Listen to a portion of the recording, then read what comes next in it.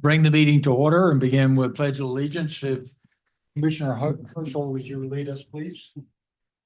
Pledge of Allegiance of the United States of America and to the republic for which it stands, one nation under God, indivisible, with liberty and justice for all. Thank you, everyone. We'll commence with a roll call, please. All right, Joe Mann, Here. Tom Solberg, Here. Jim Bumker, Here. DG Garcia,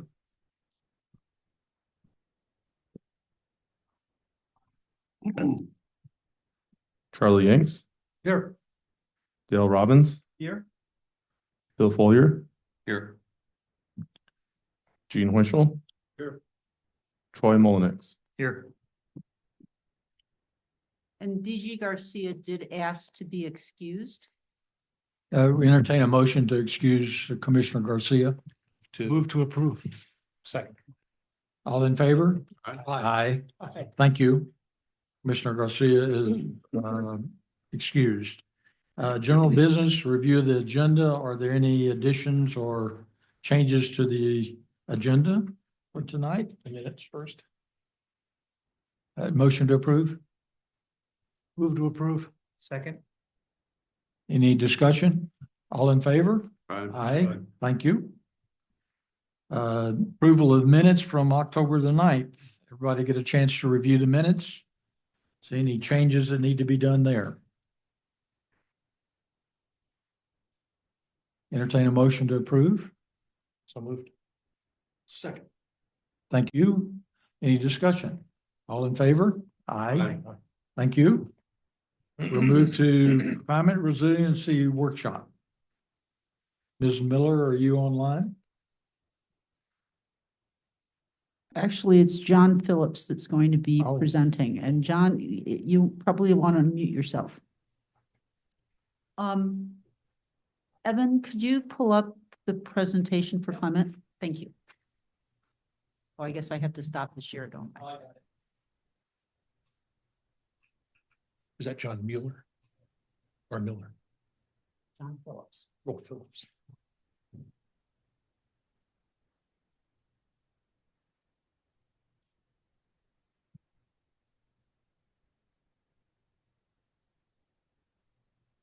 Hello, John, we can't hear you. Oh, you wanted me to start? I didn't know if you're going to do an intro, Lisa. I'm ready to go. You can hear me, I'm sure. Well, good evening, everyone. My name is John Phillips. I work for Parametrics. I'm assisting city staff with the climate element portion of your comp plan, and specifically working on community resiliency, looking at things that are happening now and will happen even more in the future. Could we pop over to the next slide, please? Just a quick overview of the climate element, what the expectations are from the Department of Commerce. We're doing two sub-elements. The one I'm working on with Beth Miller from Parametrics is the resiliency sub-element. And the concept there is to build kind of a idea of how the community is going to be impacted by certain events now and into the future, and then build some resiliency in so that those impacts aren't felt as hard and you're able to recover from them quickly. That's kind of the Reader's Digest version of the definition of resilience. And we've been working on this for a little bit, understanding like what some of those impacts may be, how we might prioritize them into the future, and then what kind of policies and goals might be set in the long run. Please go to the next slide. I kind of jumped into that. And this is where we are on the resiliency. We've kind of assessed the vulnerability. We've had a lot of discussions with city staff about what areas of the city might be more vulnerable than others, looking at population, social economic impacts, and also just flat out what's going to hit the city, how hard is it going to hit the city. We will transition out of that, and we'll talk about that in the next steps to kind of start working on some goals and policies to understand that. But the first thing we'll do is we'll start identifying measures that will build resiliency within the community. In the next slide, please. So what goes into the resiliency sub-element? We look at what kind of hazards are out there based on both like the county-wide hazard plan, but we also have some requirements from Commerce. They want us to address all natural hazards. I'm going to say all natural hazards that impact Liberty Lake. You'll see sea level rises listed there. We're not looking at sea level rise, not yet, maybe in few hundred years, we might be looking at sea level rise. But landslides, flooding, drought, heat, smoke from wildfire and wildfire, but also a big thing is the change in temperature and change in precipitation patterns. I wanted to say we're using the word precipitation because we want to make sure we account for both rain and snow. We want to be able to identify and protect some natural areas within the city that can help build resiliency or foster resiliency, as well might provide habitat for some species in the area as well.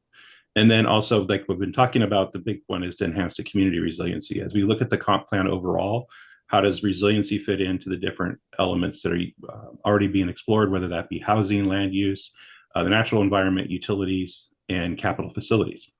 Can you pause for a second, John? We've got a Sure. question from Jim Ice. Baumker. Ice storms. Am I missing Ice that? storms were in that precipitation. We can't predict how many ice storms will happen in the future, but we can say that if it's raining and it's cold, we'll see ice storms or we'll see snow. That- We're aware of that, and that's one of the things we want to look at, and that's why we kind of look at kind of the general precipitation, and they get an understanding of, you know, how will that change over time? Will there be an increase or a decrease in ice storms? And I don't know if we'll be able to kind of get down to the nitty gritty on what that actually is, but at least have an acknowledgement that those are the impacts of precipitation, whether it be snow, ice, or rain. But thanks for bringing that up. Next slide, please. Some of the data and information we draw from, just to kind of be aware, we're looking broadly at kind of what's available nationally, but we also have a lot of information available within Washington State, provided by either a state agency, but particularly involved data we really look at is from the Washington Climate Impacts Group over at the University of Washington. And that's a conglomeration of both University of Washington, Washington State University, and University of Idaho. So it does have a good regional feel to it when we start looking at things like wildfire.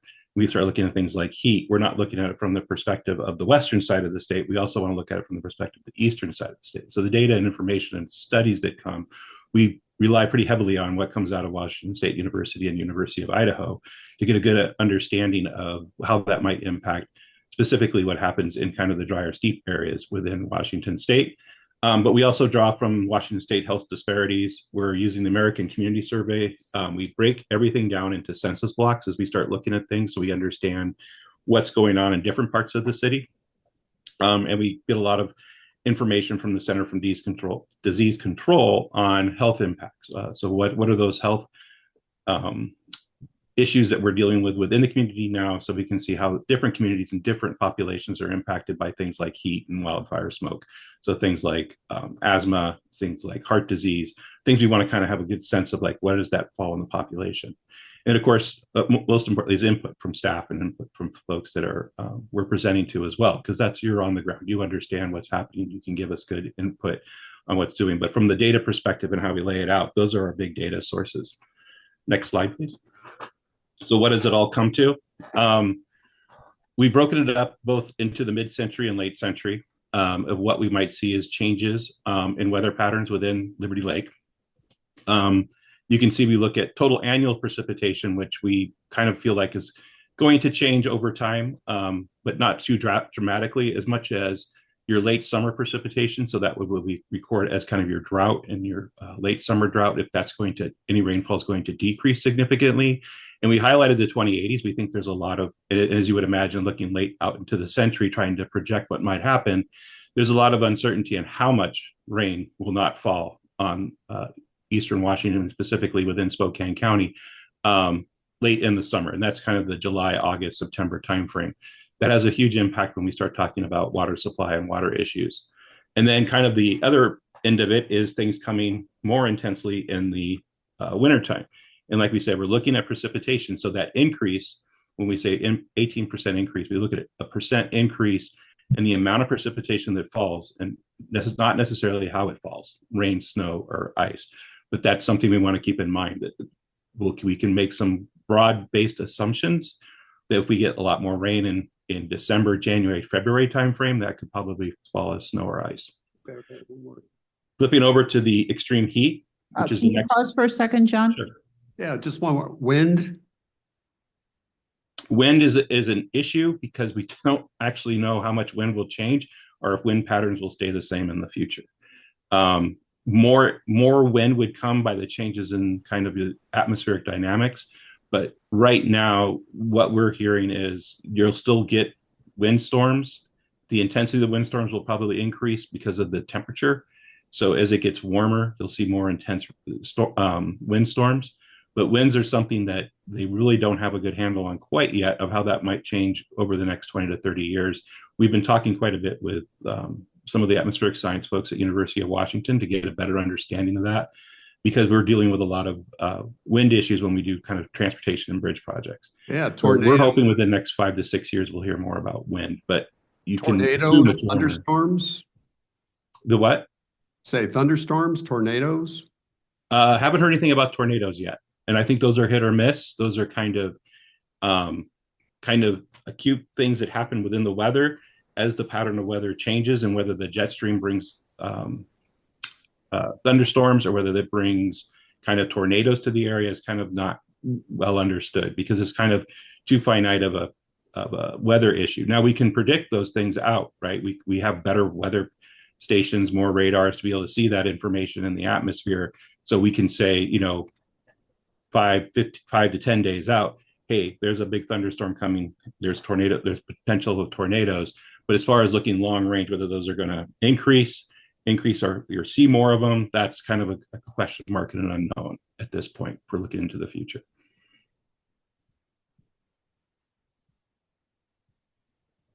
So we'll move on to the heat, and we see this all over Washington State. We're going to get warmer here in Washington State. The number of days over 100 degrees is something we added for the east side of the state, is they're going to see a much more increase in the number of days over 100. And then what we have is the 90 and the 65. And the reason we do 65 is the minimum. So that's nighttime temperature. It's really important from a health perspective to look at that. When you start getting over 65 to 70 degrees at night, it's harder for people to recover from the hotter days. So you don't sleep as well. It stresses the body. So it causes, or is a contributor to more of the heat-related illnesses. I'm going to go into a little bit of detail more on each of these on another slide, and we'll talk about that a little bit more. And then, of course, wildfire changes. We don't have good projections. Talking to the University of Idaho about wildfire, and to look at, how the dry heat, we can assume if it's getting hotter in the summertime, that the tinderbox is there to increase the chances of wildfire within the area. But also to remember that smoke is another issue we can start dealing with well, and that starts, well into this early in the spring and goes all the way into the fall, some years. So there will be additional days of wildfire risk, high wildfire risk, in the near future. In the far future, it could just be potentially a time of a year, basically between May and September, where you're just having to deal with wildfires. We just don't know yet. We don't know the kind of final answer on that, but your assumption is if it's getting that much hotter, you're definitely going to have wildfire issues. Next slide, please. So I said we dig into a little bit more, and what I wanted to kind of point out on the precipitation side, one of the things we really want to look at, and we've been taking a close look at, is your Spokane Valley Aquifer. You are a sole source aquifer, which is a unique designation nationally. That means you're getting water from just the region. And one of the things we understand is the snowpack will decrease over time. Snowpack does provide water to that aquifer. So we want to we want to be able to acknowledge that that's going to change over time. There's going to be less snowpack, especially after April 1st. Tie that in with the change in precipitation. You start having compound issues of drought. And then on the flip side of that, kind of looking at the increase in the amount of precipitation in the generally the wet seasons, your October through May, and more intense storms. When you have that kind of dryness in the summer and then come in with intense storms, you do start to get more incidents of urban flooding. We're looking very specifically at urban flooding within Liberty Lake. We don't see a lot of flooding from rivers. There's not a lot of groundwater flooding. So the one thing we're going to look at is how that impacts the urban area. And luckily, there's a stormwater comp plan going on right now, too, where they understand that and are looking at that as well. Understand a lot of the stormwater conveyance is open ditches, which is good. It should help out. But we want to make sure we're keeping a close eye on how that kind of intense winter precipitation will happen. especially post a long fire season where you can have more erosion and more sediment going into your system, which means there's more maintenance that needs to happen, and also causing more damage to roads and things like that. So those are the kind of compound issues we're looking at with changes in precipitation, including kind of the long-term look. And we know Spokane County is looking into this, what's going on with the wells in the area, as far as where it's being withdrawn from the aquifer. You have very good information on the aquifer about how much comes in and how much goes out. So, we can definitely be advising the city staff and of course you all on what the outlook for water supply would be. Next slide, please. Question. Sure. I just thought I just heard you say that the projection is reduced snowpack. But yet, as I read these other projections, in the late summer precipitation decreases, but your total annual increases. So how does that correlate to less snow when, if you're saying we're going to get less precipitation in the summer months, which is what it's saying, then that would mean that we're going to get an increase in precipitation throughout the year. It's going to come in the winter months. So how can there be a decrease in snowpack? It actually, the snowpack is kind of the long range look at how much snow is in the mountains. And what's happening over time, it's even happening a little bit now, is you're getting warm winter storms as part of that precipitation, which melts off the snowpack. So the snowpack isn't sticking around as long as it does normally. So by April 1st, that snowpack can go, even though you've had a lot of snow, you can lose a lot of snow with a warm precipitation event. And that usually comes with more of the subtropical, what we call atmospheric rivers coming from the subtropical regions. It's a lot warmer rain, so it melts the snow. So the water supply folks that, depend on snowpack as water supply, that's where a lot of these studies come out, and how much of that snowpack sticks around after April 1st when you really need it through the summer when you have your kind of drier season. So that's why we say there's less snowpack. We get precipitation, but it could be warm precipitation come March, April, that melts off the snow a lot faster. And we actually see that in a lot of the modeling on the Columbia River. Is the Columbia River actually is changing its regime by 2070, where you don't see that kind of spring runoff post-April. So less snowpack in the mountains. In other words, by the time April comes around, you're not going to see snow in the mountains, even though you're getting more precipitation in the wintertime. It's just a different type of precipitation throughout that period that we don't normally see now. Okay. Thank you. You're welcome. Next slide, please. Heat is something we want to make sure we talk quite a bit about, because it's not usually included in kind of the standard hazard management plan, and it will increase over time. It'll be warmer in the summer for sure. It can be warmer in the winter as well. When that warmth happens, no one's really said, oh, this period to that period, but we are starting to see data come out of some of the national weather models that show it's warming up during the period when we're used to having cold temperatures. So again, that's why we say precipitation. We can see ice and snow. It's not going to change the fact that it won't get cold again, but it's just warmer longer and warmer more often. But it doesn't mean it's not going to be cold ever again. I don't want you to go out and sell all your winter gear in 20 years. But we do want to look at the fact that there are more days when it's going to be over a certain temperature, which we're not used to. And as time goes on, we're going to see more temperatures over 100 degrees, which already kind of starting to see that kind of tick up a little bit in Eastern Washington. A big issue with that is really the heat-related illnesses that happen, both for people that are working outside and sensitive populations such as older adults and things like that, that don't necessarily have the infrastructure in place at this time to cool themselves off, especially at night. So those nighttime temperatures getting down below 65, nice little breeze to cool you off will probably go away in time. And to be responsive to that, to know that the different housing types would also be important in how that looks. One of the studies we've done is a statewide study for the state of Oregon, looking at housing types and heat impacts, and was a heating cooling study where a lot of the trailers and things like that and manufactured homes have poor insulation, so they tend to heat up quicker.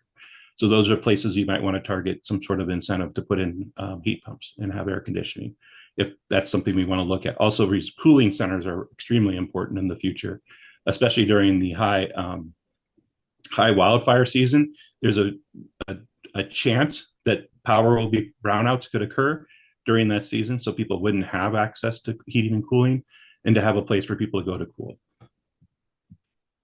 Next slide, please. We're lucky in the state of Washington to have a good mapping. Even though it's good mapping, it's a bit confusing. It's called the Wild Urban Interface. So that's the areas of the city where properties touch up against wildlands, which would be undeveloped land. That could be grasslands, that could be forests, that could be anything like that. So in these maps, it doesn't necessarily portray a risk. It portrays how much of the built environment is adjacent to wildland area. And the yellow area is actually the places where there's a lot of development within wildland areas. So from a wildfire perspective, you want to keep an eye on how new development goes in and other development goes in that addresses kind of how much of that land is butted up against wildland. And if there's enough of a setback that if there was a fire, it doesn't start burning the housing infrastructure. So they've produced these maps. The red doesn't mean danger, and yellow doesn't mean safety, and green doesn't mean really safe. It's just showing you the different land use and land types that are within that area. And we're ground truthing this right now with the city staff to make sure we get a really good understanding of that, especially as we go into the land use portion and look at how that works. Now, with the increase in wildfire days, even if you don't have wildfires within your city, you have wildfires around your city, which will increase smoke and smoke exposure, of course, heavy smoke. And we've seen it in Eastern and Western Washington, where there's days you just can't go outside and you have to be in your house with the windows closed. Go back to the heat impacts and say, if you have to make everybody sit in their house with the windows closed, you need some way to cool them off. And whether they do that at home or find a centralized place for them to go to cool off is going to be something we're going to look at long-term in this, as far as making any kind of recommendations of what to do. And the next slide, please. So I'm going to go ahead and ask questions about kind of the information, if there's another opportunity to kind of jump in.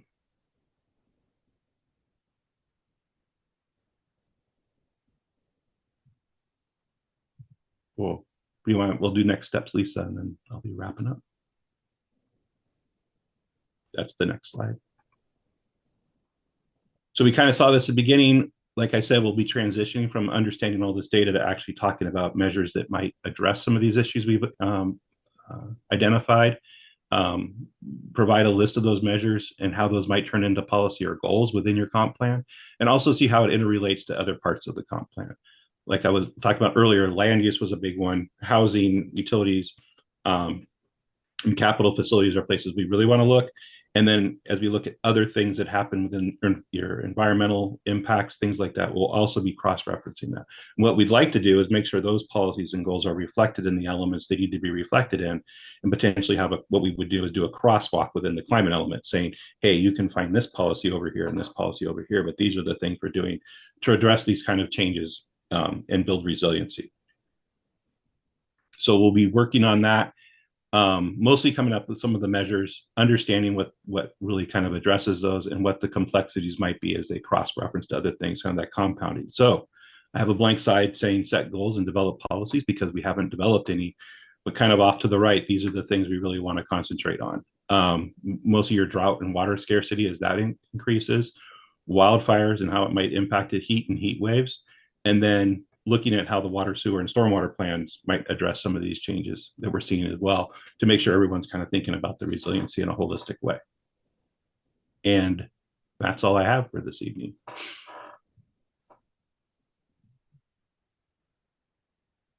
Y'all have any questions for John while he's still on the line? Thank you for your time. Thank you. Appreciate being here. Thanks, John. Thank you. So Lisa, will we have that slideshow? Yeah, John, can you email to Amy the slideshow so that we can share it with, oh, we already have it. We'll Yeah. send it out to the planning commission. Thank you. Just a comment.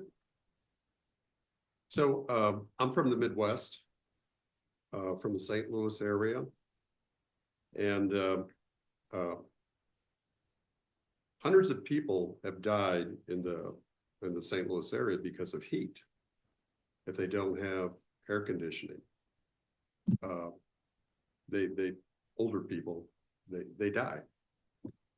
And likewise, hundreds of people die in the winter months, if their power is knocked out, then they don't have any alternative heat source. And they'll die because they'll turn on the gas stove, have carbon monoxide poisoning, those kinds of things.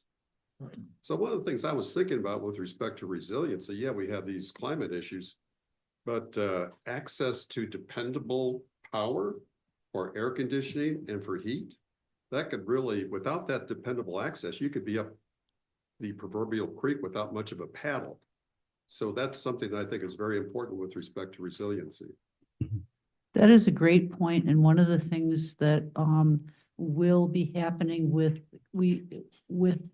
as we get through into the engagement for climate resiliency is that we do have some stakeholder groups that we'll be meeting with, and amongst others are utility providers, et cetera. So those really, you're spot on. Those are the types of things that we really have to think about. And if we're concerned about the power during the summer, having potential heating centers that have generators to keep those areas, or cooling centers to keep those Yeah, I just recall the brownouts can be devastating. And also just the last ice storm that we had. I mean, our kids were able to come to our house to stay warm, but they had no power for 2 weeks. Well, and one of the things that we've seen recently, and I think that was a windstorm. It wasn't. It was the windstorm. Ice storm was 2 weeks. Yeah. It was in the, that's. Yeah. but it's a great point. And again, one of the things that it just. That's okay. It just. No, I thanks for bringing that up. You do have to think about what you do without power, because everything needs power to keep warm, keep cool. So one of the things we're dealing with other communities is actually building resiliency centers that are there for those types of issues, loss of power, that they have power, they have places for someone to go. And it doesn't have to be the large, kind of evacuation shelters anymore, to actually think about those things that are close to people in their community that can become resiliency centers, whether that be a library or a church where you can make some investments, and that could be a place for people to go so they don't feel like they're in that large gymnasium or something like that. So that's actually a trend, that neighborhoods have places for people to go that they can walk to, they can get to safely and easily during any of those types of conditions. So that's something that sometimes you'll want to look at. A matter of fact, there's some communities where they're turning all their libraries into resiliency centers, even though it's not like an emergency shelter. It's a place for people to go, even during a brownout, to go plug in your cell phone and call family and say, hey, I need a place to stay because I'm cold, that kind of thing. So, those are the things we'll be thinking about as we look at this, and where can those be spotted. As a matter of fact, FEMA does give grants for that. If we only had a large enough library. I will say. Oh, and when the train derailed, one of the things that we've seen recently, we've seen this in California for a while, where P&G Power has been actually shutting down the power proactively. Vista has started doing that in our region now. Yes. And so that's something we really have to be, I mean, it's not even the security of the power supply, it's what the utilities have to do to try and prevent wildfire, that we really have to be thinking about what we can do in those circumstances to protect our most vulnerable populations. Yeah. Thank you so much, John. Great. Thank you, everyone. Have a good evening. You also. Yep.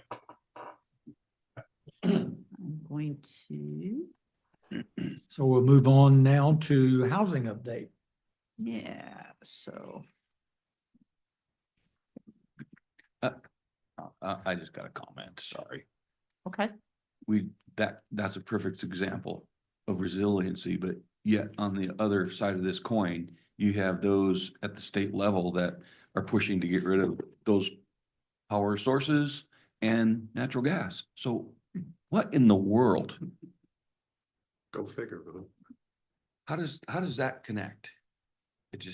It's ludicrous to me. It doesn't connect. And yet here we are sit and spin on whatever, Well, the natural gas thing that was defeated today, today. anyhow. Sorry, I just had to get that off my chest. No, No, but I it's- agree. I agree. It's totally true. And yet we got to go to more electric vehicles, but we need to eliminate the dams so we don't have as much electrical power. Right. So Doesn't add up, does it? No, not at all. none of it adds up. Especially if you're trying to conserve water, to conserve the aquifer. If there's going to be more liquid precipitation, how are you going to store it? Okay, let's talk Okay. about something fun. Enough On to gloom, enough housing. gloom too. Thank you all. So, I wanted to start out by again reminding you, and I know that I've been through, many of you have been to the comp plan presentations. So, but not to, beat a dead horse. Yes. There's a video tomorrow, or there's a thing on my calendar tomorrow to listen to, or is it a web thing at 2:00 tomorrow afternoon or what? That was last week, wasn't it? No, it's tomorrow, isn't We got it? another one? What is Your virtual presentation of the com? that was last week. That was last week. I have it on my calendar for tomorrow. Tomorrow there is a lessons learned on housing that Commerce is putting on. That's on my calendar. She I- did the presentation. You were there for the first one. Yeah. In person. But- The one virtually only took about 40 minutes. It did. Yeah. It really, again, I think that we had a lot of people that were much more informed on that than at the first meeting. So we didn't have quite so many questions and whatnot. It was, turnout. it was very informed group. Yep. So I want to start out as we talk about housing. So that- it's called video, it was some kind of a planning thing that's, is for tomorrow at, 1:00. I have no, I can't look at my calendar right now because I've got, It was last week. Okay. Sorry. so on to housing. So a big piece of the housing and kind of one of the points that is a critical path for housing is, Yeah. the coordination that we do. Okay. I don't know which, can Okay, we we'll talk take it offline. after the meeting? Thank you. We've got, one of the critical paths for us to, address housing and land use, et cetera, is, requires a significant amount of county and city coordination. And the coordination, it has to do with the methodology for doing a land capacity analysis, which really looks at how we're going to provide the housing for population going into the future, and every jurisdiction has to follow this methodology. And so that has been adopted. We do have a methodology. The population allocation, the way that works is that is handed down from basically OFM. They track our population growth over time, and they've given a projection that has a high, a medium, and a low. They provide that to the county, and then all of the jurisdictions within the county, it's allocated to the jurisdictions, presumably based upon their growth patterns also. We also have an initial population allocation that's been done based upon those historic trends. Beyond that, the housing needs allocation, and Commerce actually tells us how many housing units we need as a county. And then the housing needs to be allocated by jurisdiction. So this requires a lot of coordination between the county and all of the jurisdictions within the county.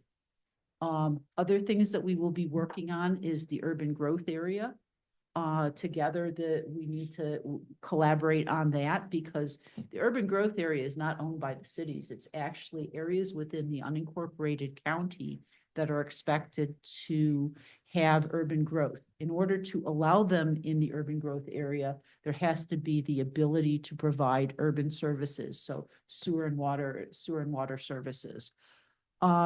We also all of the jurisdictions need to align, their comp plans need to align with countywide planning policies. So this is something that ultimately is adopted by the Board of County Commissioners, but we all are collaborating on that to make sure that we're all in alignment with this. As a region, we're planning together. And then, of course, the agency coordination piece.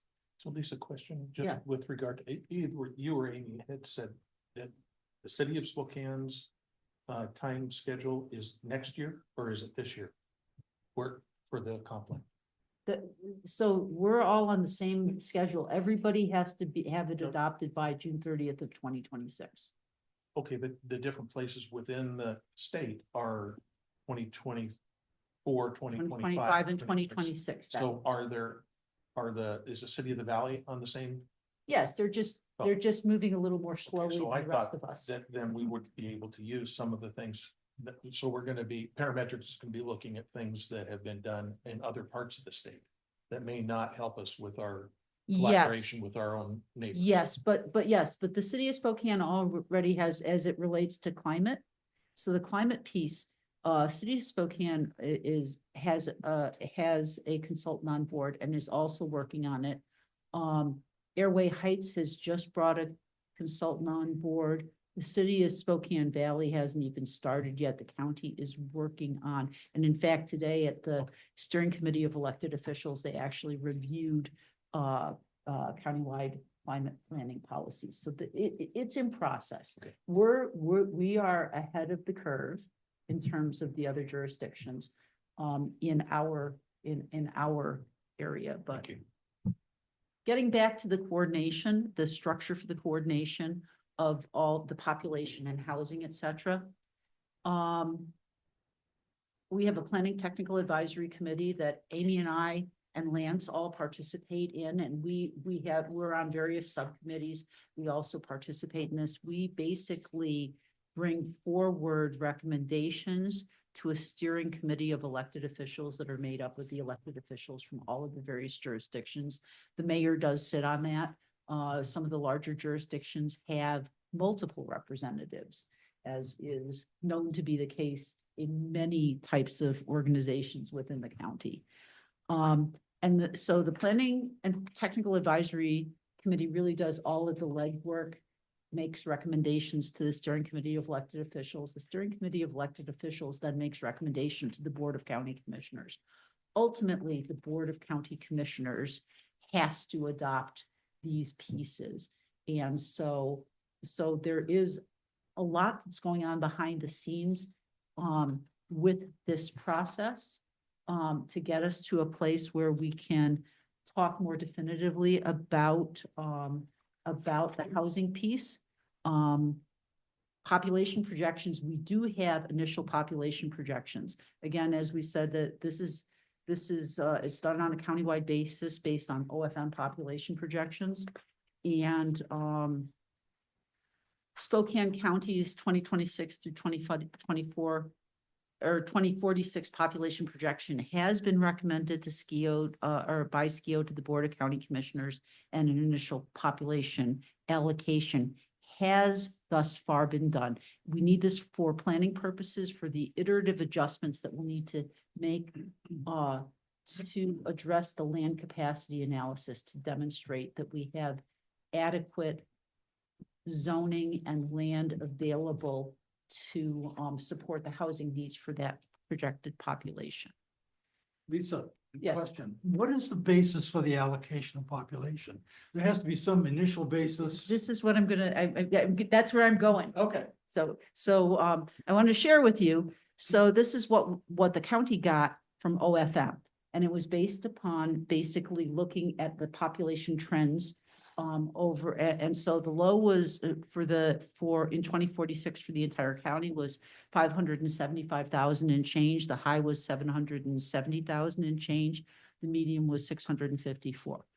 We actually went with the medium, and I'll show you why, because here is a regression analysis that basically looks at the red line is the trend that was projected in the 2016 comprehensive plan for the county. The black line is the actual population growth. The green line is the regression analysis showing where it's going to go. And that basically takes us to the mid-range, 654,665. So spot on. This is the moderate was exactly what we needed to be looking at. Where we're at right now, 550, 550-ish? So I was trying to see what. Yeah, so we are at, yes, probably 560-ish. 60-ish. Yeah, I don't have the exact number here for the county, but this is based, and yeah, long story short is similarly, we looked at our regression analysis and basically, our regression analysis following that, the population that was allocated was 21,874, I believe. And that number, again, spot on, that's exactly where we end up, around 2042, which is our build out analysis. So, here it is. As of 2023, we were at 13,150. Today, just so you know, as of April 1st of this year, we were at 13,780. And we are looking at 21,934 is the number for 2046. Although based upon our regression analysis, we might hit that in 2042 if build out doesn't slow down a little bit, but typically the curve flattens out as you get closer and closer to build out. So, and we have to address comprehensive plan housing requirements. We've had a lot of changes to the regulations. House Bill 1220 was the most significant. We dealt with some of this with the emergency shelters and supportive housing back in 2021. I think we had all of us less than 6 months to get that adopted. I think the session closed in end of March or beginning of April, and we had until August 31st to adopt this. So we did those, but some of the rules on that have even changed since then, and I'll share that with you a little later in the presentation. But bottom line, it requires cities to plan for and accommodate housing that's not just housing for not just the projected population, but housing that is affordable to all economic segments of the population. And we have to show our capacity for all these different income ranges, including permanent and supportive housing, et cetera. But I want to caution you that it's not that we think that the city is going to build it, or even that our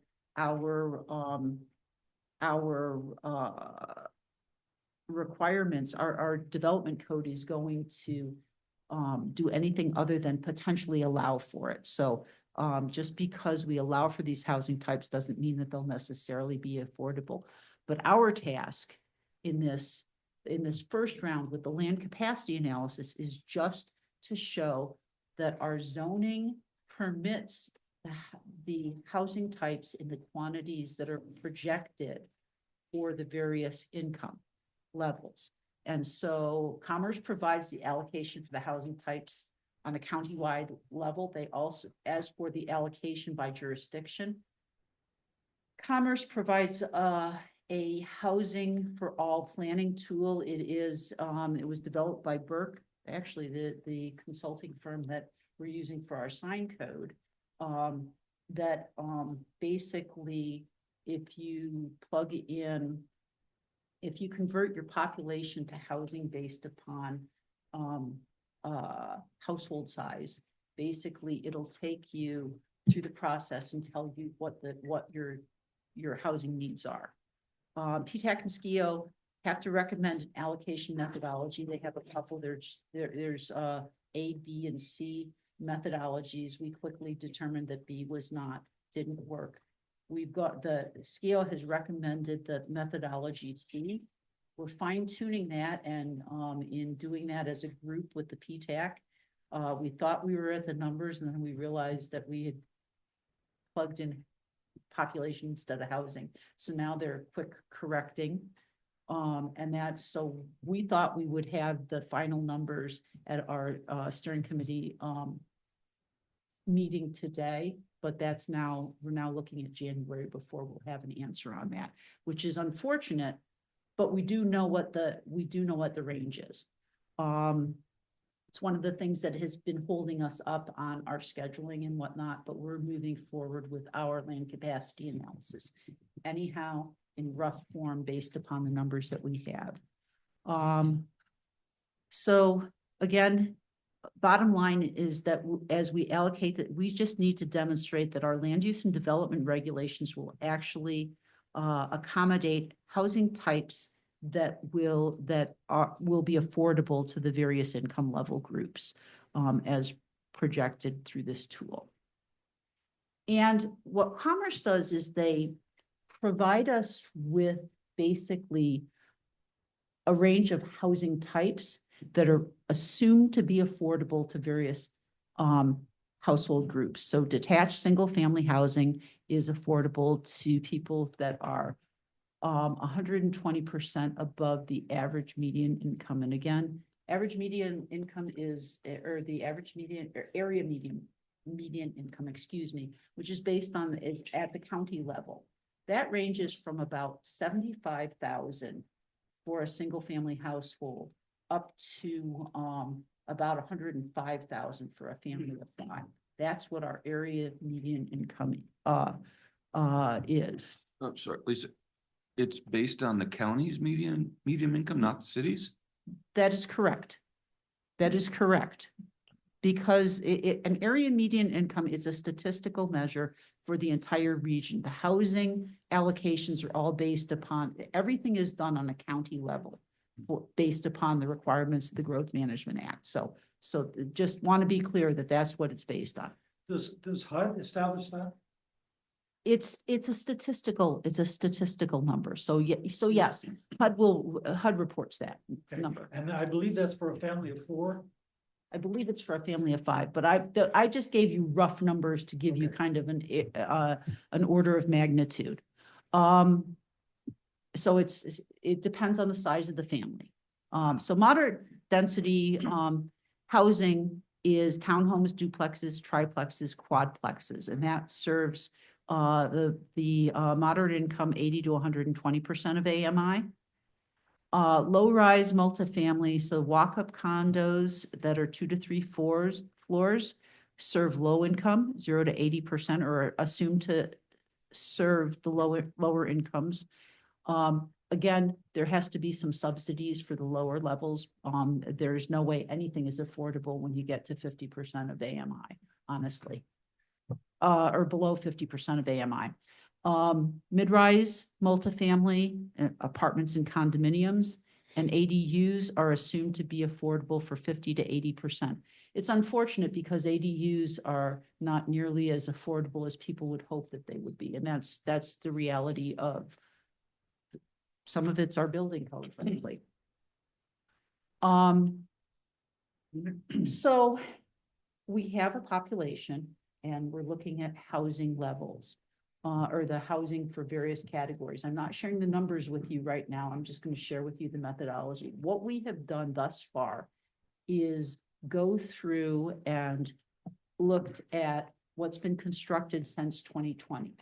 The HAPT tool gives us the existing housing numbers as of 2020 and a projection for what's needed from 2020 to 2046. So the first thing we have to do in this land capacity analysis is to identify how many units of each of the different housing types have been constructed since 2020. So 2020 to the present. The second thing that we're doing is we're then looking at entitled. And entitled are all those, the platted single-family residential lots that are currently vacant. We're also looking at multifamily residential projects that have entitlement through binding site plans, as well as the yet unplatted portions of preliminary plats that have already been approved. So that includes River Crossing East, River Crossing 2020, Trutina, Legacy Ridge West, and Hawkstone Stonehill. Now, I got to tell you that when we get through the entitlement, it takes us a very long way between we've constructed since 2020 and what is entitled. And then we start looking at, and then we have to estimate how much more can be built on the vacant, not entitled properties. Guess what? There's only probably 9 or 10 that where that occurs. Some of them are in mixed use zones, so we have to also make some assumptions about that. And also then we're estimating for underutilized, which the only really underutilized property is Meadowwood Tech Campus. Now, if we had needed it, we could have made some assumptions about ADUs, and I'll explain that in a second. We didn't need it. The original number that we came out with the HAP tool, we had enough, not too much, but enough through this analysis to demonstrate that we can meet our housing needs. And so, but I haven't done the tech memo yet. I've done the analysis on this side. Haven't compared it to what our housing needs are, because I'd like to have the right numbers before I do that. At this point, I think I'm going to go with what I think it is and then we'll adjust accordingly in the tech memo. But that's something I want to bring back to you probably at the next meeting if time permits. So the good news is we're in the Goldilocks zone. We have enough, but not too much. So we can't be taking on additional population beyond what we're projecting for our build out. So it's a very good place to be. Lisa, Yes. are the existing entitled subject to these changes after 26?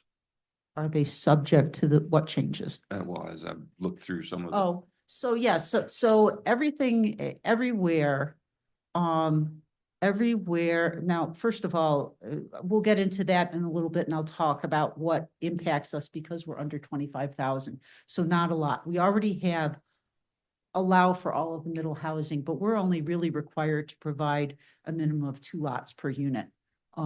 And we already do that. We already allow for duplexes and townhomes, et cetera, even in the single family residential zones. We have all the middle housing. It's not that we are required to do it. We already have it in our zoning. The only thing that's probably significant is what we need to do with ADUs and, with ADUs, we need to make some changes. We already allow ADUs in all of our residential zones.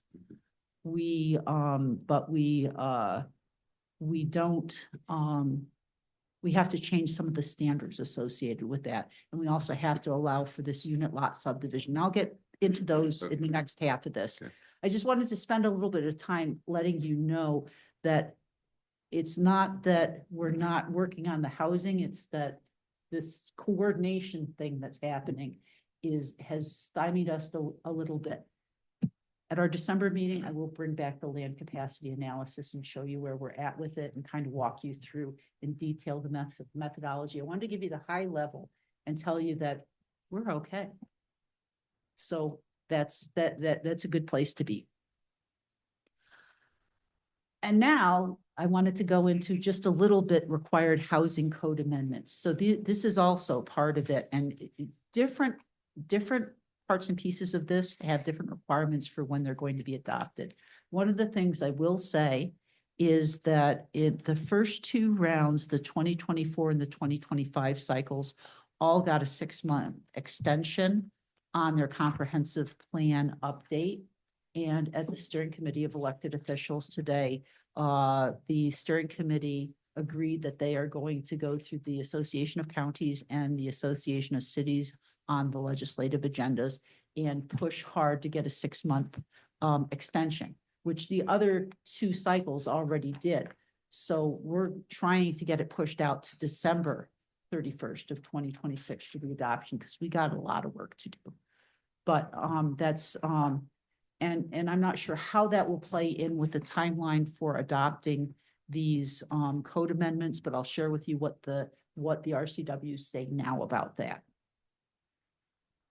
So first of all, the first big piece is the middle housing requirements.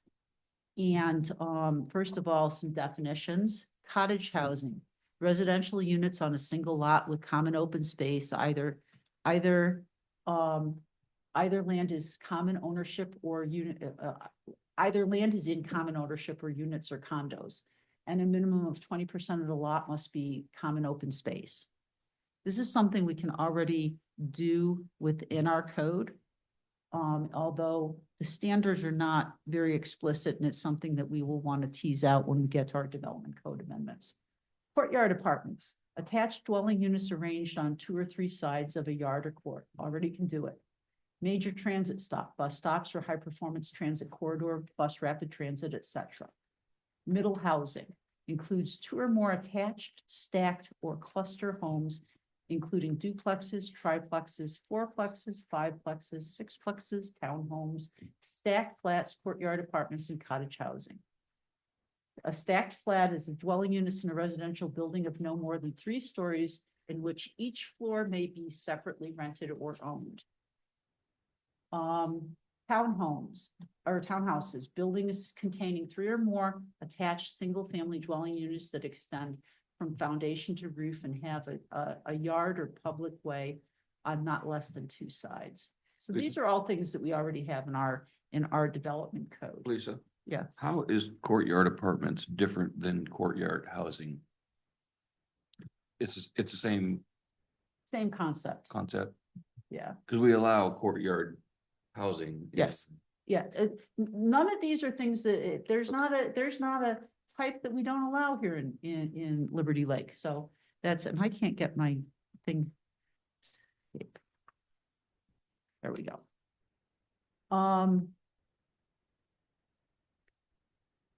So, wait, okay, that's okay. So those are the definitions. So middle housing for tier 3 cities. We're a tier 3 city.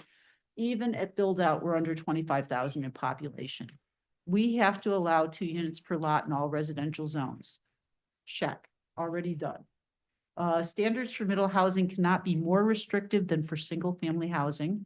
And we'll look at it, but I don't think we have a lot of tweaks to it. Housing design reviews must be administrative. They already are, with the exception of multifamily. So we'll have to look at the specifics of that. Must allow 2 units per lot in all predominantly residential zones.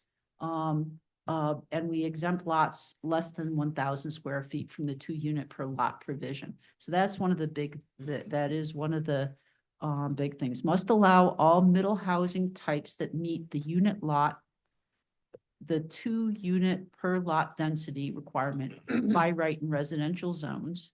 And we must allow 0 lot line subdivision where the number of lots is equal to the unit density, what they call a unit lot subdivision.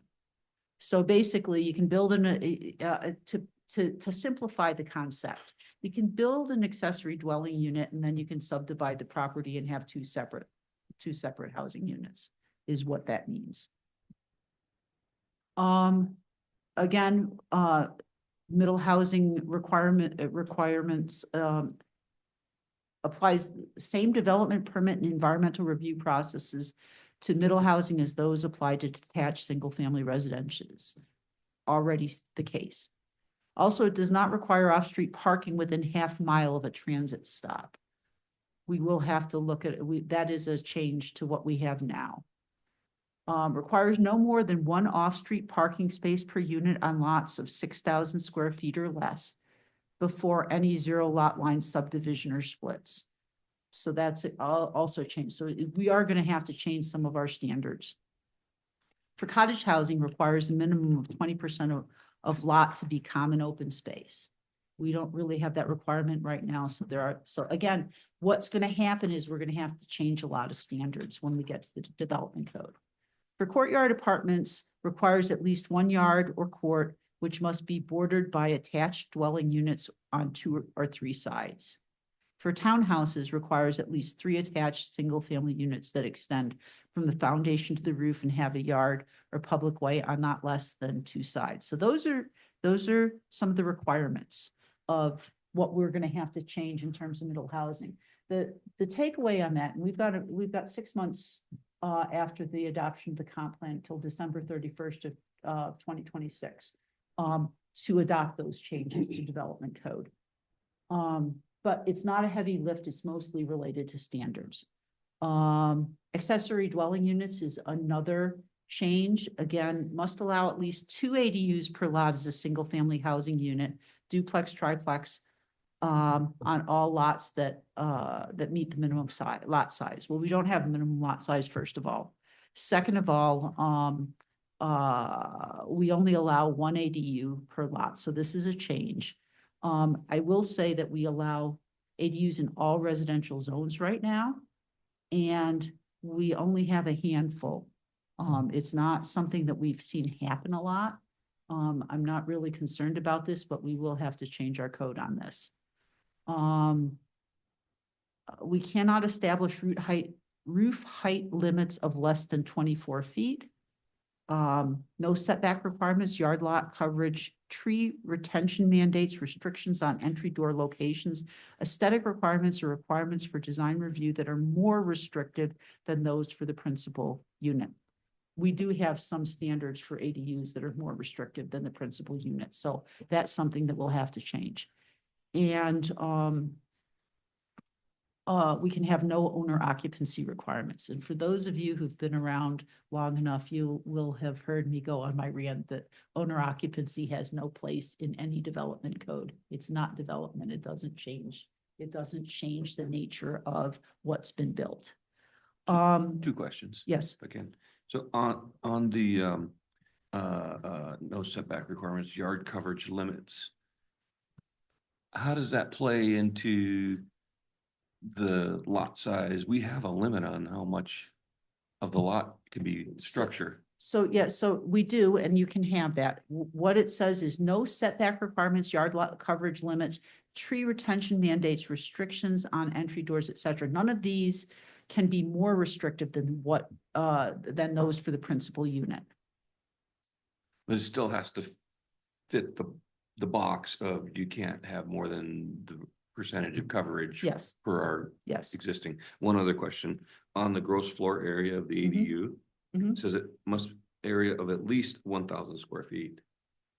Yes, so So- right now we have limitations on the size. That's another standard that we're gonna have.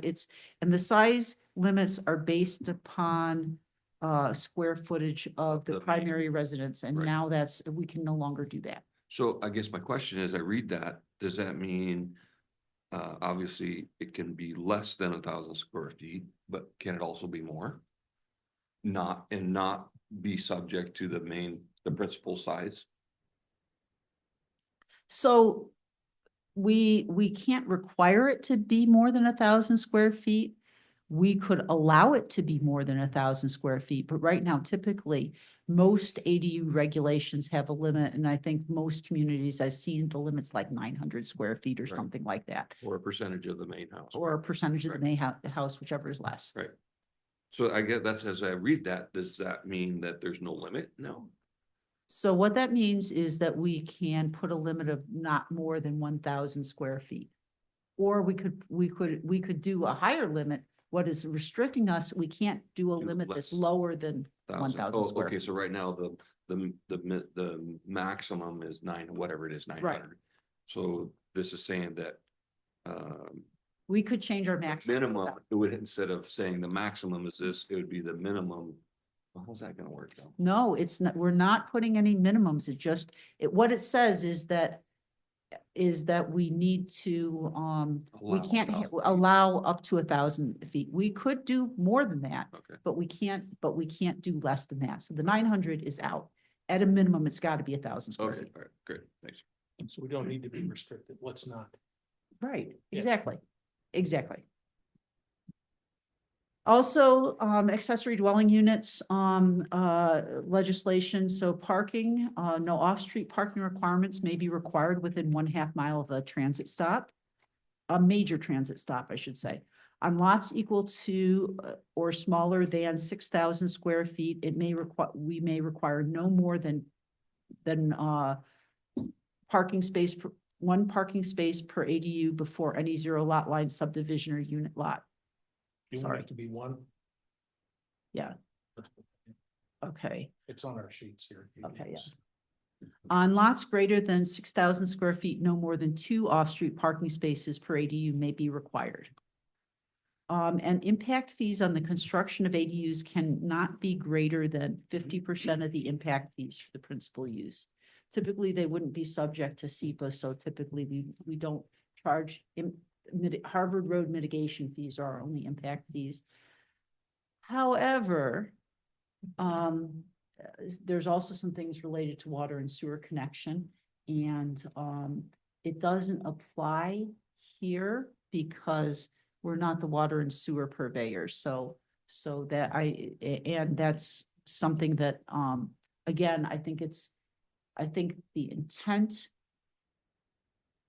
of the legislation didn't address that particular situation, but that's for Liberty Lake Water and Sewer District and So will Consol. they be required to provide? No, they'll still be able to charge their fees because they don't fall under these restrictions. No, but if you needed to have, you wanted the principal in an ADU to have separate meters and there was only one or sewer. So they hookup, always require a separate meter and they always require a separate ERU. For the ADU, Yes, they do? yes, What? yes. That's what I'm saying. So, But I guess what I'm saying is if you go to an existing lot that hasn't been built on and there's only one service, a sewer and water service. Per what this, based on what this is saying, would they be forced to do a second? they wouldn't be necessarily, they would not, according to this, they would not be forced to do a second. And I don't even think Liberty Lake Water and Sewer District would require them to do a second, but they would require them to pay for a second ERU. Even though there's not, Yes. Sorry. What's an ERU? I'm sorry. It's the connection fee. It's an equivalent residential unit. So they use that for all, even commercial stuff. They convert to an equivalent residential unit, which typically, and I don't know with Liberty Lake Water and Sewer District, but typically it's like 5,000 or 6,000 gallons per month. for sewer. Yeah, I just assumed an ADU would have to have a separate water hookup and a separate sewer hookup, but that's not the case. No, It's going to be subject to the water and sewer purveyors policies because we're not, if it was us, I don't think we could require that. But in this particular case, I think if anybody wanted to subdivide it, they would have to. And so they would want to, but again, that's somebody else's headache because we're not water and sewer purveyors. Lisa, what about, Yes. what about schools and what about fire and police? Um, They're all elements of infrastructure. This they'll- could really, if you extend this out, this could really impact those types of services. Yes, and that's why this is the first thing that we have to get down. We have to get this land capacity analysis down. We have to get the number of housing units, population, and then we're gonna look at land use. That's the piece that we're going to be engaging our utility service providers with, the schools with. We've already met with the school district. We have the sewer and water districts already reached out to us. You will see on the schedule that I provide, the draft schedule for the comp plan that, which will change a lot. I promise it will. This was just trying to throw spaghetti on a wall and figure out how we're going to fit this all in a very tight time frame. But we will be meeting with those folks as part of this process, both as a stakeholder group with staff and but also with this planning commission. So know that that's coming. This is why the housing piece was our first most important critical path. And we're hung up with the coordination piece because of the way the state has structured this. What's a major transit stop? What's the definition? So it has to be on a high performance transit line, or there's a frequency, I think it's every 15 minutes. I have to. it's So a in the- typical bus stop out here on the streets, that's not a major transit. So we're being upgraded to a high performance transit line on Country Vista Drive going out to, the next one on down the line. In Spokane Valley, that we're gonna be on a corridor that is high performance transit from Liberty Lake all the way to the airport and beyond. And so, and that's going into effect. I think that change happens in September of this year. They're already doing it in Division in downtown. but Yeah, yeah. We haven't got it here. We're not. We haven't gotten it here yet, but they're increasing the service for us, and it's happening in, I believe it's, if it's not, it's September of 2026, yeah. Sure. So, I mean, it's happening quickly, and we'll have to account for that, but So yeah. I'm still, what's the definition of a high transit? What was it? It was called a high transit service area? High performance transit line is that it's 7 days a week, and that during peak hours, it's service at 15-minute intervals. And So we're it gonna could be just a bus stop on the street. Well, most bus stops in Liberty Lake don't have that right now. I don't think any of them have it right I just now. said it could be. But it could eventually be, yes. Okay. And then Eventually. going back to the ADU. So if I understood you, you're required to divide the lot where the ADU, You're not required to divide the lot, but we have to allow for the ADU lot to be divided in the future. and if the ADU lot is divided, how can it not have separate? Well, it would have to have separate, which is why I'm saying that again, that if somebody was forward thinking, they would choose to have separate water and sewer service. They don't always, and some of these may be attached ADUs. This is both attached and detached. Okay, okay, okay. By the way, I didn't write these rules. We just have to live by them. Lisa, before you get to building conversion and density, we were talking through all these development code requirements. Is it possible for us to get a matrix that shows what it is Commerce is proposing and how that compares to the current code? That would be maybe an easier way to understand. Yes, the we will difference? get there. This is the first, Charlie, Okay. this is the first, just Okay. trying to dig into what we have to do. We won't be changing the codes until later on in the process. I'm just trying to give you the big picture, You're right? gonna ask this commission to make a decision on this. To And make a recommendation. To make a recommendation, pardon me. Yeah. And to do that, understanding what we're talking about is key. I don't disagree. Okay. We'll take a deeper dive as we get in. I'm trying to summarize what is a massive amount of reading that I've been doing over the course of the last several months, and just give you a high level understanding of what the amount of changes that we're gonna have. We will be going through this like everything else we do. We will be redlining what we have in our code. We'll be talking through it. We'll be workshopping it. Fortunately, the housing ones don't have to be adopted until December. Haven't we already? No, covered that? we haven't gotten to that. That's the last piece that I want to touch on. Yes. Yes.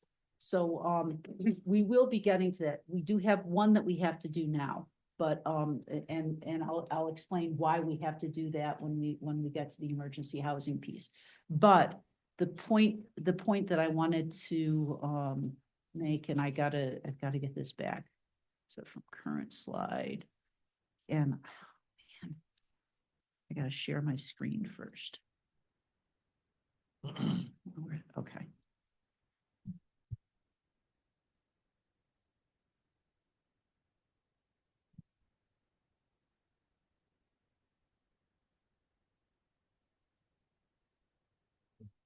So whoever said that this is crazy, you're right. This is what I'm trying to tell you. We have got many miles to go before we're done. Fortunately, like I said, the housing pieces, we have an additional 6 months to adopt the development code, which is what I've presented in this schedule here. But we're going to be talking about it as we go, and we're going to be talking about it as we go because I also have to make sure that the land use chapter is consistent with what our development code changes are going to be. And so this is, so I'm trying to give you paint a picture for you. And that's, this is your first blush. We'll take the deep dive as we get to it, but this is the first blush.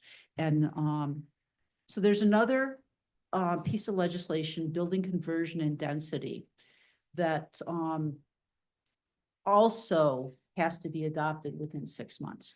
And in commercial and mixed use zones, we must allow housing unit density that is 50% more than, what is allowed in the underlying zone and constructed entirely within an existing building envelope, and general applicable health and safety standards can be met. So what I gotta tell you is, first of all, this only applies in mixed use zones because we don't allow residential, we don't allow housing in our commercial zones. So, but I'm trying to share with you what the requirements are. But we're really only looking at that building conversion in mixed use zones. And so that's number one. We may not impose parking requirements the other thing that I'm gonna, we may not impose parking requirements due to the addition of housing units. However, cities may require the retention of existing parking spaces to meet the existing parking requirements for residential and any non-residential uses that remain after the conversion. So think Meadowood Technology Campus, where I think we've made some assumptions about that in our land use capacity. So we can require them to keep the parking.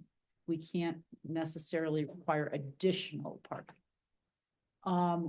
We may not impose any permitting requirements beyond those requirements generally applicable to all residential development unless used as emergency transitional housing.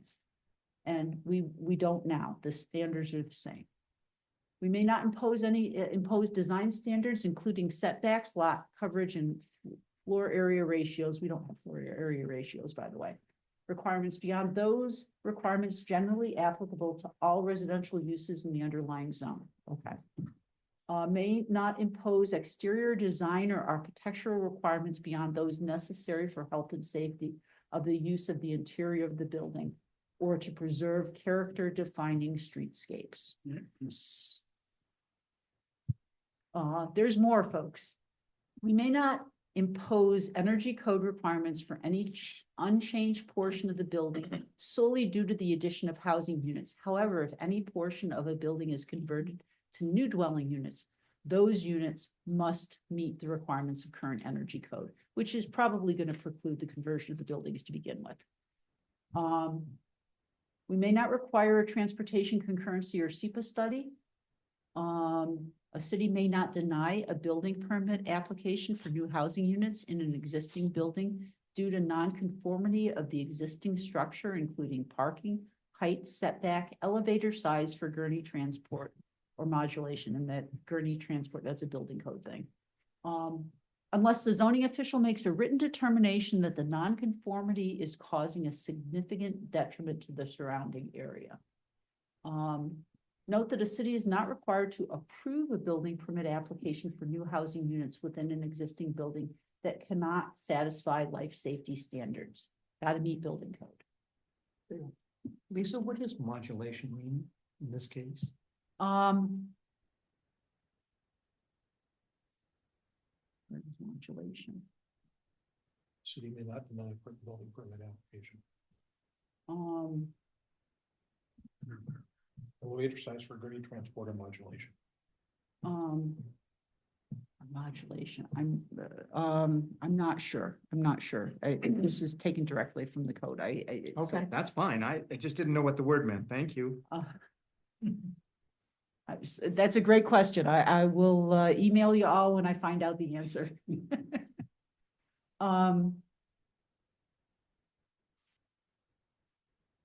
Doesn't make any sense. I've heard it 6 times, the use of modulation, the way It's That's right right. out, it's right out of the code, so I will Okay. have to, Sure. so I will have to, and that may be, it may be using something, a requirement in building code that I'll have to ask the guys about, because okay, because of our because our commercial zoning does not allow for multifamily, this, as I said, would only apply to transitional and supportive housing into the commercial zone. mixed-use zone, there is not maximum density for multifamily, but all other standards would apply, and density standards would apply to transitional and supportive housing, because we do allow for it, that in our zoning code. So that's kind of building conversion. And the last one that I wanted to touch on is the emergency housing. Lisa, Yes, before you jump into that, can I ask a few questions? sure. I know we're trying to get through this. I missed your first statement about the building conversion density is mostly revolved around commercial, which we don't allow any residential in now. Other than transitional and supportive housing. And mixed use zones, Mixed use zones, we do allow for residential. We don't have a maximum density for residential in that zone.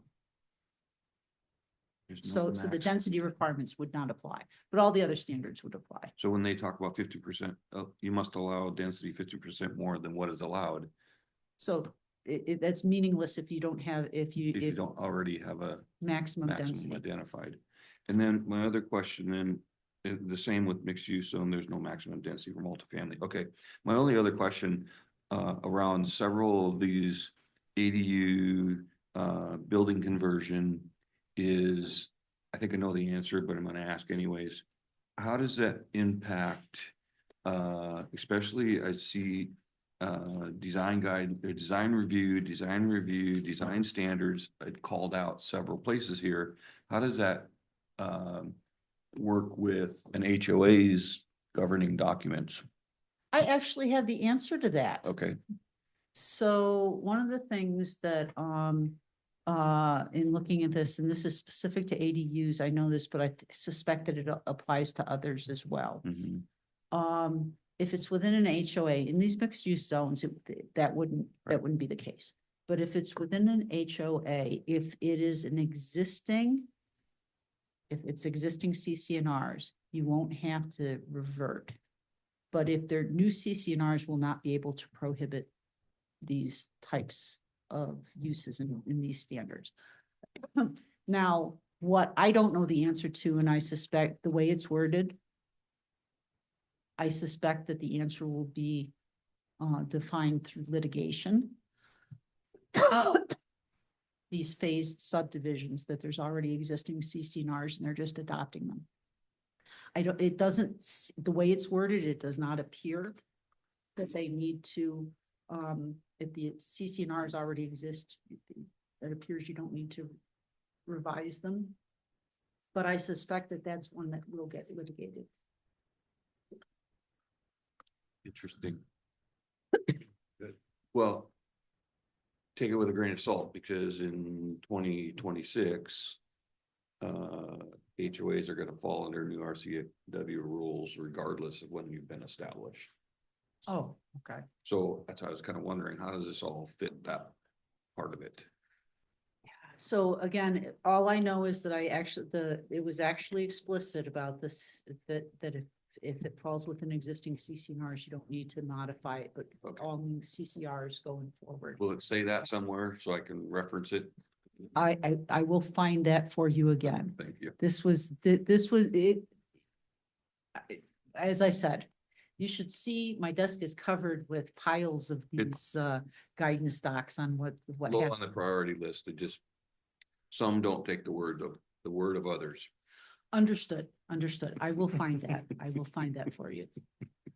So emergency housing, that was one that I really wanted to touch on with you. So, when the House Bill 1220 was passed, there were two pieces of it, the emergency and supportive housing that had to be adopted by August of 2021, I think, was the year that it was passed. And then all of these other requirements related to affordable housing for all and all of this analysis that we need to do. Since that original version was passed, it was amended again. And so when we did that back in the day, we had put limitations both on capacity and on spacing for the emergency housing. And so they have to be at least 3/4 of a mile from any other type of that use, number one. Number two, they have to be within half a mile or a quarter mile, I don't remember, when we get to the red lines, we'll see that, what that is, for transit. And the maximum capacity is 75 persons. That's what we put in the original legislation. Since then, they changed it to say that a quantitative land capacity analysis will be required for emergency housing unless they meet the following criteria. The jurisdiction has one or more zones that allow hotels, all of which allow for emergency housing. We have that. The jurisdiction has no regulations that limit occupancy beyond building and fire occupancy limits or limit them through spacing or intensity of emergency housing. That's the problem that we have. And so because we don't meet that requirement, we would have to do this capacity analysis to determine if we have enough available land to meet our emergency housing. And off the top of my head, I think we were looking at like 274 emergency beds, but I can't remember. There's three different versions of this of the housing allocation that we're working in right now, and I can't remember which is which one we're at, but the bottom line is, when I did my land capacity analysis, it's clear that with those spacing requirements, et cetera, we're not going to meet that, which means that and it's going to be a lot of work to try and get to a lot of analysis to get us to the place where, oh, we're going to have to change our code anyhow. My suggestion is we change it now. And I don't think it's going to make any difference, because at the end of the day, it's too costly to build here. It's not likely to be located here. This has been in place for several years and we haven't seen anybody even approaching it. Most of the land is already under entitlement and already in. So bottom line is that we need to amend our development code to eliminate spacing requirements and revise occupancy limits. And so that's what the red lines were about. What do you mean by spacing requirements? That you couldn't have an emergency housing any closer than 3/4 of a mile. And also the spacing requirement related to how close it had to be to transit. So that's a spacing requirement also.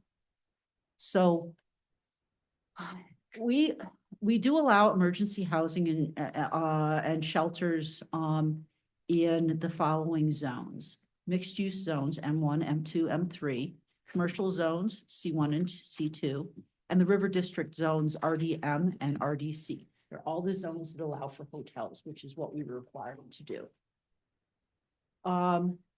In all of them, they have the same standard. And bottom line, those are all the areas that we're going to have to change the limited use standards. So it would be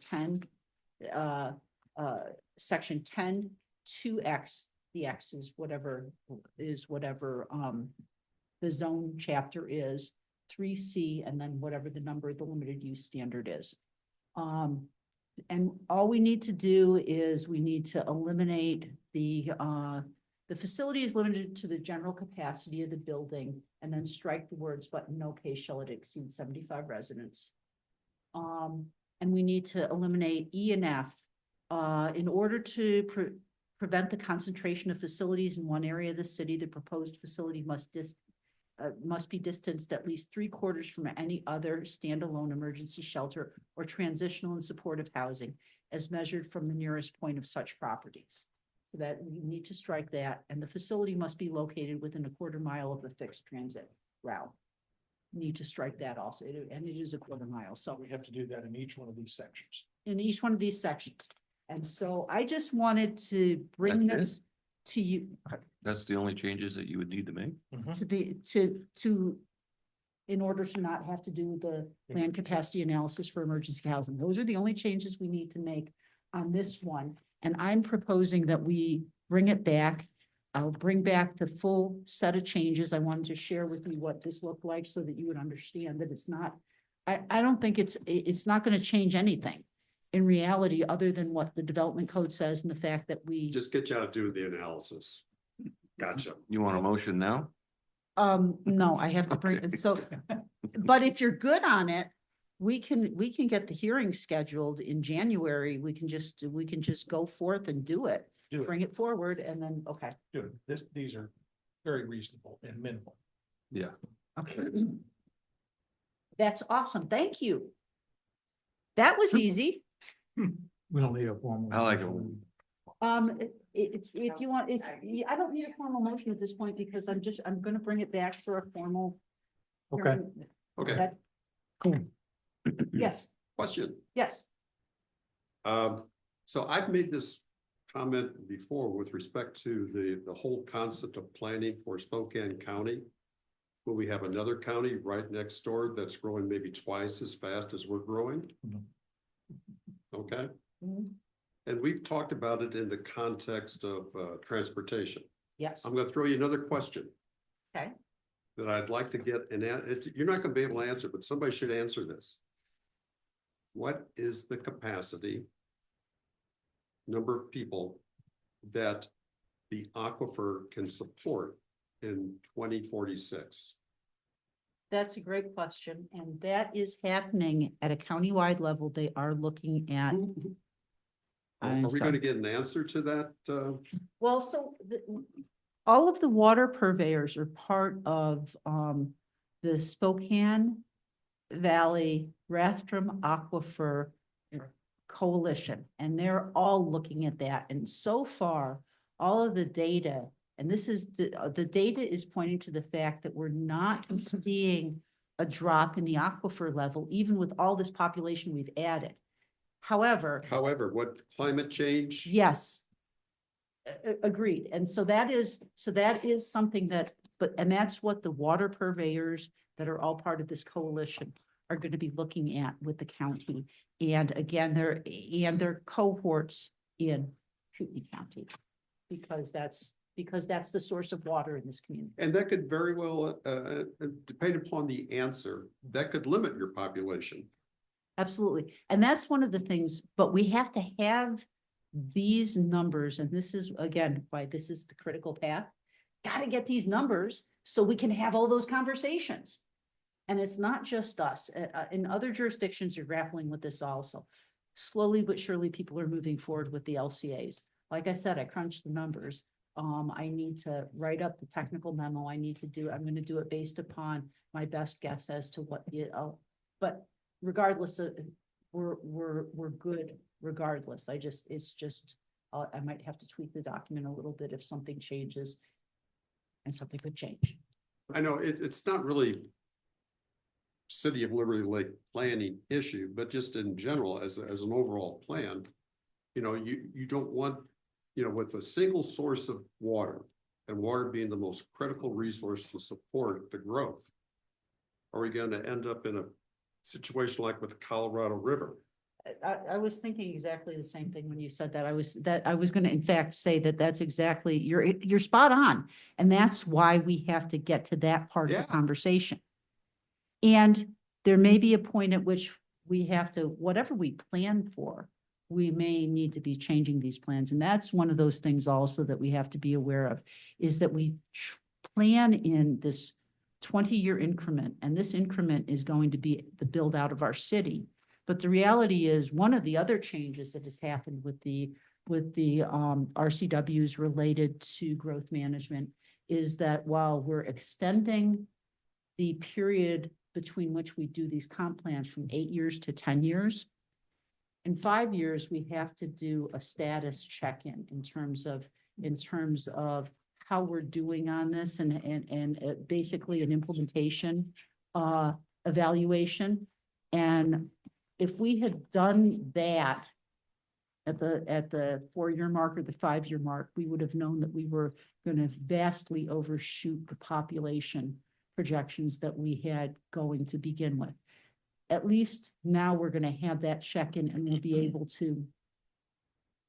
to evaluate that. One of the things, and I will say this, I guarantee that I will not be here when we get to that 5-year, I promise you that. I promise myself that. But be that as it may, we are going to, that's part of what the implementation plan is about. Because I want to set the table for us to really be able to go through that process and really evaluate where we're at and what the targets were and are we hitting them? With regard to Jim's issue, however, the state of Idaho and Kootenai County do not have the same land use regulations and growth management issues that we do. So in terms of whether or not there's a real collaborative work going on, I would hope that there is, but you and I both know that Spokane County and Kootenai County are not working together very well. They're not working together very well. It's one of the reasons why we can't get some joint transit planning going. That's a big part of it. Mhm. But the other reality is they don't even do environmental reviews. There's no secret There's requirements. no environment, only if there's federal money involved do they do an environmental review. And even that is like a check the box. Well, that's why I asked the question, what is the total capacity? Because once you know the total capacity, then you can make assumptions about growth rates and when we would exceed that capacity. The good news is the only thing they're going to build are single family homes in Idaho. Well, Well, They build a lot of something. apartments along the river. I'll add something. I've lived here for 30 years and I've seen reports of the aquifer going up and down increment, very small amounts over those 30 years. And it always comes back to the snowpack or how much precipitation. And the report from, what was the guy's name? parametrics. Parametrics earlier said we're gonna have a 15% increase in precipitation.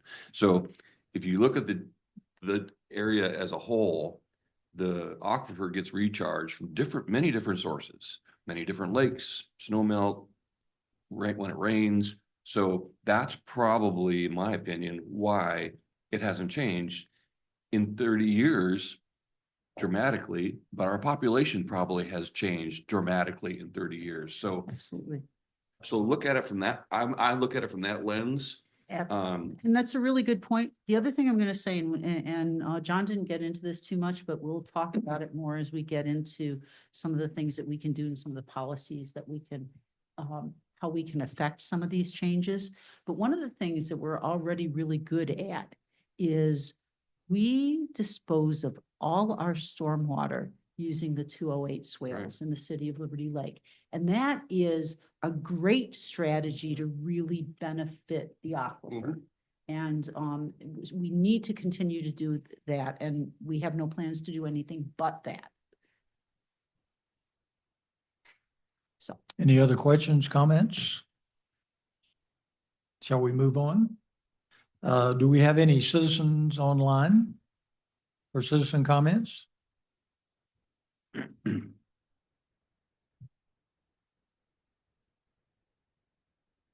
Nope. All right, having none, we will move on. Reports, Secretary's report. yes, sir. So, I just wanted to, first of all, share with you, you have in your packets a tentative schedule to get us through the adoption of the comp plan. This is all these are all moving parts and pieces. They'll continue to move, but we wanted to kind of make our best effort at trying to figure out how we're going to get this all across the finish line. It's a lot of heavy lifting on staff's part as well on this. And as development is going on, we may see some things slip because it's going to be pretty demanding for us to get these packets together every 2 weeks. But I think that we can do it. I think that, and again, bear with us, give us some patience. I wonder if anybody had any questions on the scheduling or any concerns about that? Is there any possibility that some of these meetings can be virtual Zoom meetings? Well, I would think that would help staff time as well. yeah, You guys can do it from your offices. You can present us the material. We could come pick up our packets. we absolutely can do that. We absolutely can do that. And it's, we can certainly, you as a body can decide which meetings you want to do remotely and which ones you want to do in person, but we could absolutely do that. So that was number one. I did want to, number two, share with you that, Joe, Tom, Jean, and Troy were reappointed to their positions. So you have in your packets the slate of regular voting and adjunct. As you'll recall, the vote for chair and vice chair was for 2 years. So Tom and Joe, you're going to be continuing into next year. We do have our design review committee members also. By the way, it's really worked very well to have a couple alternates, because we always have a full slate when we do that, and I really appreciate everybody's willingness to do that. The last thing that I wanted to just mention to all of you is the schedule for next month. So in December, we have Burke coming back to talk to us about the sign code. We have hired Burke as the planning firm to do our sign code amendments.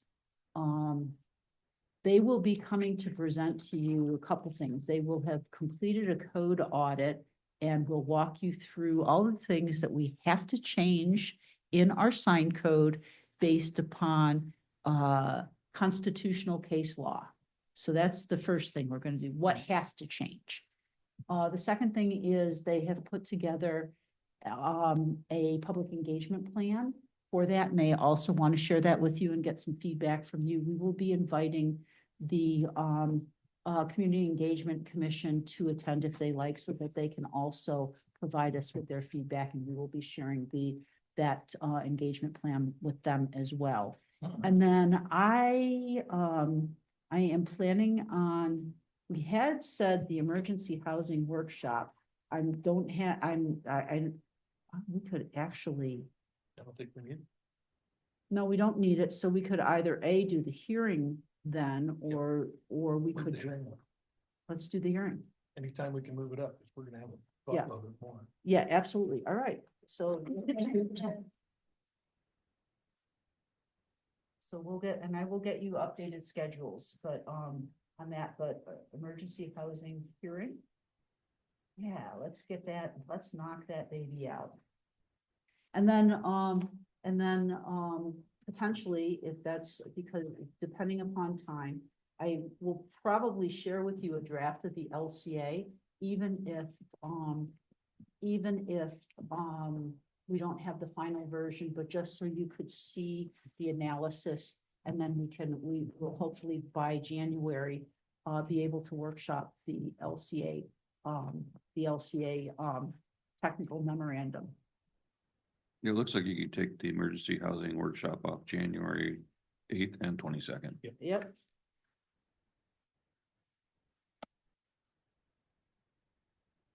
So that's what we have. That's all I have for all of you, unless you have any questions, comments, concerns for staff. Going beyond that, planning commission reports, any reports? No report. We just Commissioner came Solver. in from the mayor. For those of you that knew Craig Howard, his service will be this Friday, and just get a hold of me and I'll let you know when. You know what time? And the location's gonna be at the LDS church, Okay, and it's gonna be 2:00. 14111 East 16. okay. 2:00 2:00 this Friday. this Friday. Ooh, Yeah, Ooh. tomorrow. Oh, wow. Okay. And tell me again where it is. The LDS church. LDS church. 14111 East 16, right off of Evergreen. Gotcha. Yes, sir. I would encourage everyone to, if they haven't already read it, in the Splash, there was a really excellent article about Deb Fink and Project Ohana. And I think it's a very important effort that she has, and she's been working really hard at it. If you all haven't read that article in the Splash, I would encourage everyone to take a look at that and to read it. I thought it was very important. Also, such a good girl. Oh, thank you. She is just, She is a sweetheart. she is. Yeah. the other thing, and this may be not that important now, because that initiative passed with respect to protecting natural gas. But there was a great editorial in the Spokesman a couple of weeks ago talking about climate change and natural gas. And I saved a copy of that if anybody wants to read it, and I can bring it in. But the bottom line is that of all the things you can do to reduce greenhouse gas emissions, natural gas is probably the last thing you want to take a look at. Yeah. And if anybody's interested, I'll provide that article to you. I'll send it out to everybody. That I thought it was At no cost. at no cost. I thought it was a very good article. Any then- other? Well, Oh, well, you're not, I thought you were done. Sorry. so the other thing, we're talking about the expanded transit. So, they're running, let's see, 74, line 74 is running on Saturdays going downtown. My wife and I, this is like the second or third time we've taken it. We catch it runs every hour on the hour. We catch the 3:35. Takes us and drops us off at the transit station downtown. We walk to a couple of the wineries. We walk to a restaurant on Post Street. We walked over to the Davenport Hotel, the new hotel lobby bar. Walked back to the transit center, caught I guess it was the 740, back in Liberty Lake at 812. Wonderful. Just wonderful. No issues, no problems. So convenient, didn't have to hassle with parking, didn't have to worry about anything. So I just wanted to share that with everybody. Cool. That's awesome. Too. Where's the location for Liberty Lake? Where do you get the bus? It's right over, yeah, By right the over there. Pentagon. Near the top. Pentagon. Yeah, and in fact, we got there early, so we went over to the Pentagon, split a beer before getting on the bus. I'm Even waiting, better. I'm waiting for you to offer an invite for the rest of the commission. It would- And you'll be covering the cost, yeah? Well, for I'll come with the seniors, bus. it's $1. That's it. And, What was the ridership like? not too many. There wasn't, I guess, dozen? yeah, about half a dozen, I would say. Now, we've taken it other times, other days when there's significantly more ridership.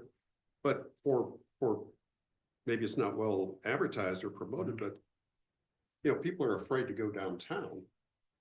And frankly, and there are legitimate concerns, but if you don't have to park your car, if you don't have to worry about your car, you get on a bus, you're dropped off right there at, the main transit center. You can walk Sprague in those areas around the hotels. Not worried at all.